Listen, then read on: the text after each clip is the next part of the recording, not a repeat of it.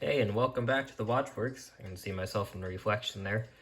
Anyways, what I have here today is something very special. This is a Scottish-made Westclox Baby Ben Style 8. And I'm going to be comparing it with these two American-made Style 8s. This ought to be an interesting video. It's also probably going to be long and rambly, so I advise you, if you're impatient, feel free to skip around. Now, the story behind this, I got this at my local antique mall, and I currently live in California, although by the time you see this video, I will already have moved out of the state. So it's no worry in giving my location away right now. Not giving away my address or anything. But I got this from a local antique mall, all the way in California. And this thing was made in Scotland, so that's pretty cool. It made it all the way over here. I have a feeling it has to do possibly with people being transferred around in the Air Force, because I live near an Air Force base, and maybe they were stationed in Scotland for a bit and brought this back with them. Not sure. Anyways, starting off with just a small little note here. You can see some weirdness back there. You can see that round bit there that the alarm hand is mounted to. I'll move the alarm hand around if you're not sure. It's mounted to some aluminum. Meanwhile, on these American ones, you can see they're both mounted to brass, as far as I've observed.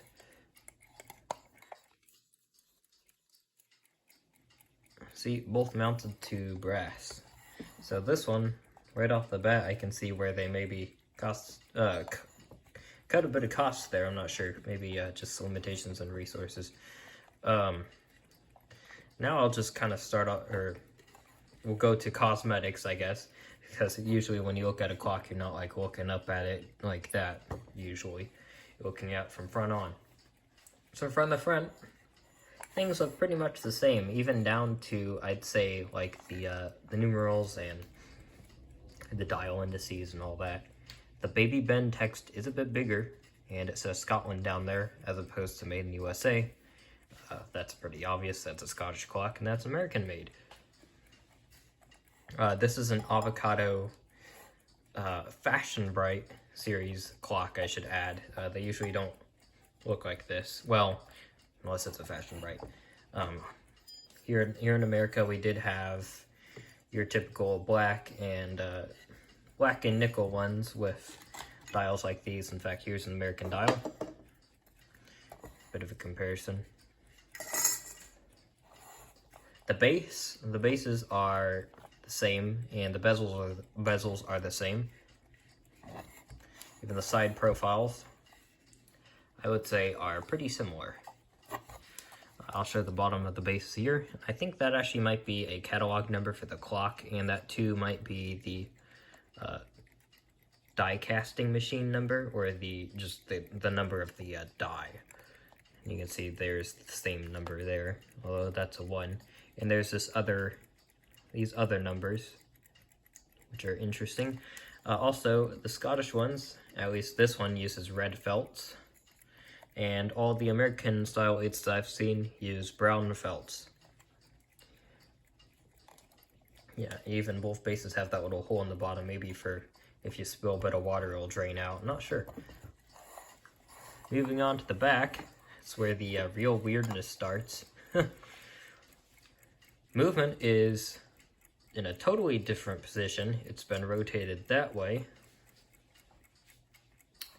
as opposed to the American one. Also, I should add, this is your alarm stopper. Let me activate the alarm here by setting the alarm hand to go off. There we go. And I'll do the same for this guy here, and I'll wind them both up. And what you'll notice here, when I start to wind this, that pops up. Now I'm going to keep that held in for now. Okay, so this is fully wound up. What this does, whenever you wind this, it automatically activates the alarm, or I guess sets the alarm, so a trip in the morning. It is a great feature that it's kind of too bad the American ones didn't end up having. The clock of tomorrow had an alarm button on the top, but you'd have to manually push it to turn it on and off. So that's not quite the same. The information on the bells are different too. And actually I'll demonstrate the alarms here. And I'll demonstrate all three. Let me make sure this one's wound up all the way. Set the alarm. This one is a Baby Ben Deluxe as far as I know, so that's why it's all nickel. In fact, there I am. I won't show the back too much then. Don't want my face shown quite yet. But yeah, silver dial. So I'll set the arms off on these. This has metal controls. This has metal controls. This one's an earlier model as opposed to this one. I think this is 68 or 69. And this one is from 1970, I think. So these had the plastic controls, which, to be fair, isn't the worst thing I've seen. They cheapened out later on. So without further ado, I'll set off the alarms now. So that's quiet on the Scottish. And I'll wind it up again. And noise warning, I'm gonna set it on loud. So noise warning in 3, 2, 1. So there you go, that's how you shut the alarm off. You just push that back in. You can see the markings on the bell there, and I'll get in more depth with those. I'll set the alarm off on this one, because this one's a more accurate representation because it has the metal controls. Quiet, and then I'll set it to loud, and then noise warning in 3, 2, 1. And if it isn't obvious, that's how you set the, set the alarm. So usually at night you'd pull that out. This is pretty easy to operate, but I kind of like this better because I usually wind my clocks at night. So that popping out is, I dare say, kind of nicer. Now I'll use the non-shiny one to show the back, the differences. Here's the American one. You've got Westclox, LaSalle, Illinois. That's where they were based. Made USA, obviously. United States patent, and then designation number, maybe? Or design number, yeah. Loud, soft, loud. Here's your alarm set knob, time setting knob, and your winding key. And that's your regulator slot there. And I will use this bell here to compare some other little things. So here's the back of this first doll. It doesn't have a ton of words on it here, or a ton of text, I should say. It just literally says "Made in Scotland." Little arrow there for winding. Make sure the alarm doesn't go off. Here's your time setting knob and your alarm setting knob. And there's your regulator slot. And here's an older bell. It's upside down. There we go. One little thing of note, besides obviously the movement being in a totally different orientation, the little rivet here that's holding on the that disc on the back for the dust cover for the regulator slot, that's a bit bigger, and I think a bit, yeah, it's flatter than this one here. That's just a small little side note. Obviously on this one it's a plastic disc here. But yeah, that's going to do it for the cosmetic comparisons here. Playing musical clocks. So that's about it for the cosmetic comparisons. I will get on to taking this apart and we'll continue from there. One thing to note here while I take apart this Scottish one, I have this American style 8 dial, and this is from a scrapper, which I'll also be showing the movement to. Here's the Scottish dial, and it just says Scotland at the bottom, and it is painted aluminum as far as I can see with a plating on it, kind of goldish plating. Maybe, might not, I don't think it's brass, but yeah, brass plating. Sorry for the sniffling, getting over a cold, and also allergies are bad. And here is the American dial, and it says made in USA, obviously. Also says movement 90012, so I guess that was the designation for the style light movement. And as far as I can see, it is aluminum, I think. Let me test it quickly. Yep, it is non-ferrous, so yes, it is also painted aluminum. Besides that, I don't really think there are any other differences. Maybe the Baby Ben text on the dial is a bit bigger.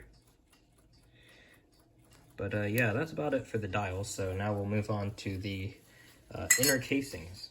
So here are the inner cases of both the American and Scottish style light clocks. So you can see, first off, as I mentioned before, the control positions are different, like the regulator slot on the American one versus Scottish. But the bigger differences here, I think, are the movement mountings, which I'll get to, or actually I'll get to right now. So you can see with the Scottish one, it has 3 mount posts, all with rubber grommets. And they use these nuts right here. And these are steel. These are steel nuts with a steel washer. And the American ones used 4 mounting positions, I guess you could say. So this would have 2 rubber grommets here. On these American ones, I've noticed the rubber is just brittle on everything. You can see they must have used maybe a synthetic rubber. So you would have had these nuts, which are kind of similar, but they're also different. You can see these are brass. My fingers are getting pretty dirty from all the grime in this. These are brass with a steel washer, which I thought I'd bring up. I want to try to show as many differences as I can with these, or that I've at least noticed. Sometimes these were also equipped with 2 other large size grommets and another 2 of these. So sometimes they had 4 actual screwed in positions instead of just the movement slots into those 2 and then it's actually held in by those. And yeah, this grommet's just dissolving. These also have little, I guess, rubber isolators here on the back, which I think is more for dust control.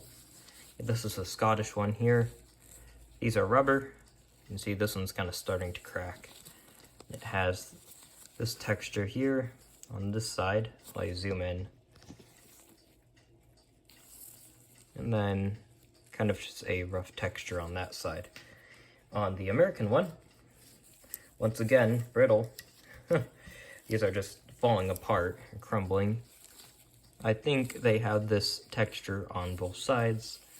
Not super important, but once again, something of note that I thought I'd document.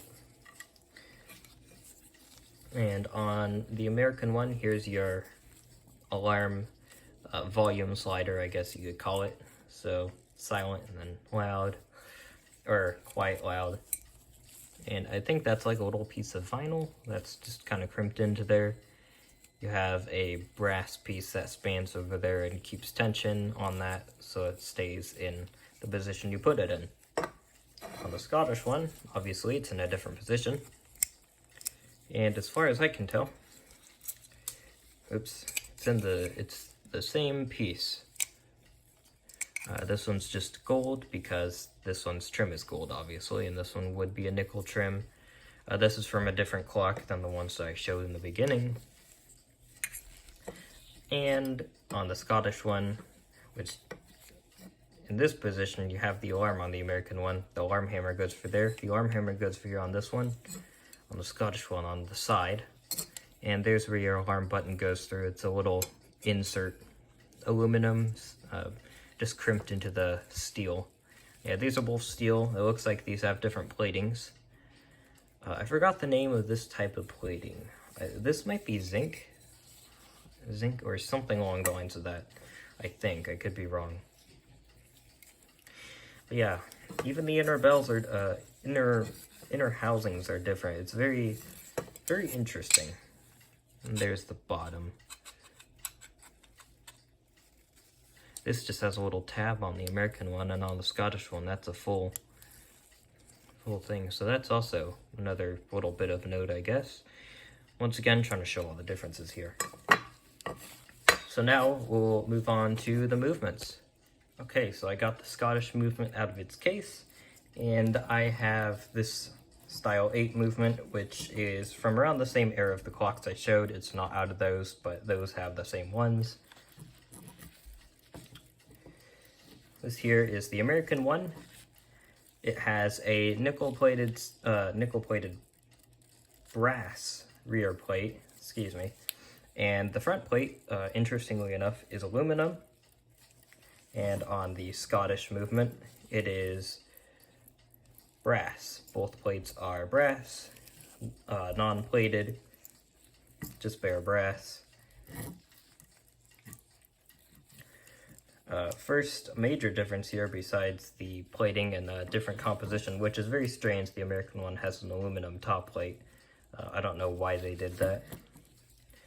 First note with the Scottish movement, and this was shown on obviously the outside of the clock, the alarm stop button.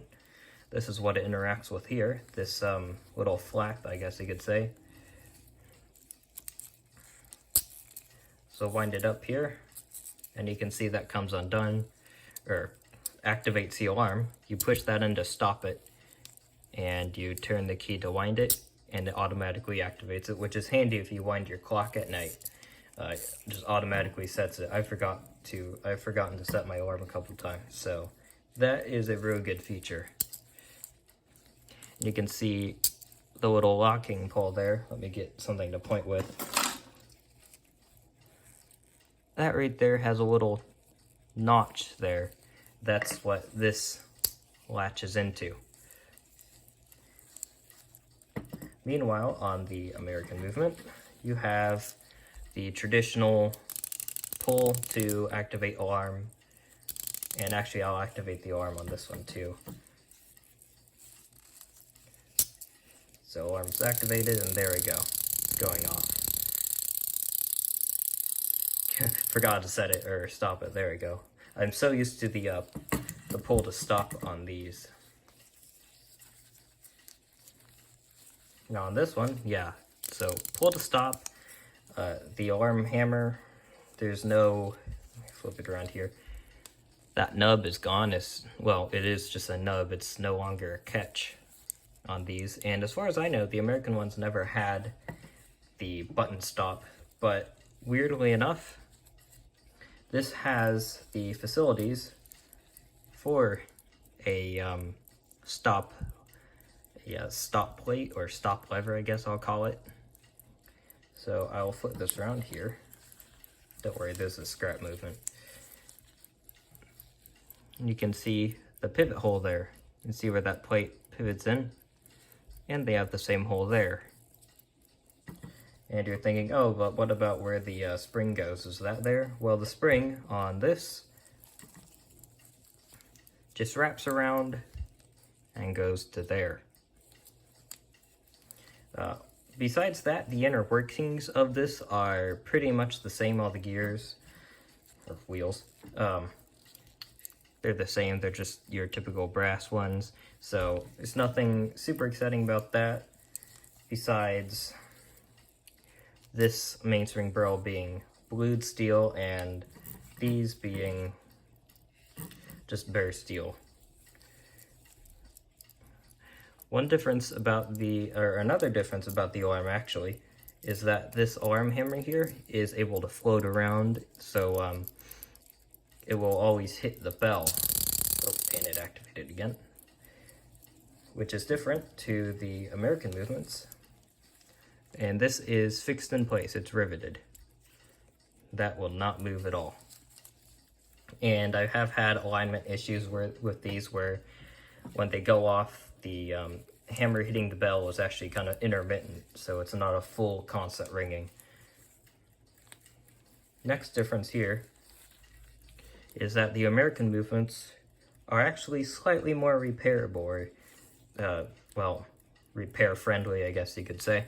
This has a mainspring barrel bridge, as you can see there, and the Scottish one does not. It's just 2 plates, everything's sandwiched in between. You have to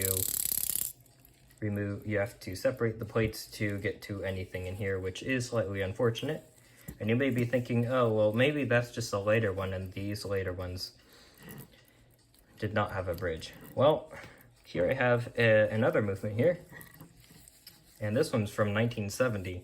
And interestingly enough, the ones from 1970 had, both plates were brass, and they were nickel-plated brass, both plates. The top plate is not aluminum, it actually is brass. You can see the difference in texture there. The brass, or the aluminum there actually has some streaking, because it was just sheet aluminum stamped out, and this was brass that was then plated, so that's a different texture, and you can just tell also by the weight. Oop. This also has the barrel bridge. Obviously that's not there right now because the movement is just about apart. I just have the center wheel in there. Both movements, their hairspring is affixed with just some glue, no taper pins. I think they started doing this with either the Style 7 single key, or it may have been the earlier Style 7 with the 2-key movement, such as this right here. This early variation, obviously. This is, I think, a Style 2 movement. But yeah, that's gonna be about it. This one also has the glued hairspring. Should have mentioned that. But yeah, besides that, there's no other real special differences that I see, or if I'm examined here. The regulator, I guess, tension spring design is a bit different on the Scottish one compared to the American one. This one just has 2 tabs bending up. This one has 4. But yeah, it's very interesting how, oh, and actually, let's see here. There's a slight difference in the American one's plate there. You can see on this one it's a clean angle there, and this kind of goes back and around, so that's also interesting. I don't know why. I think it was for the later aluminum ones, or maybe they had cheaper versions of this even in the 60s. But yeah, that is actually going to be about it for this video. Thank you for watching. This is probably going to be a pretty long video, actually. Yeah, no other differences. So if you made it this far along to the end, I hope this is of some use to you. If you're doing some research on Westclox, or if you just found this interesting. I know I kind of ramble on here, but that's going to be about it. So thanks for watching. See you in the next one.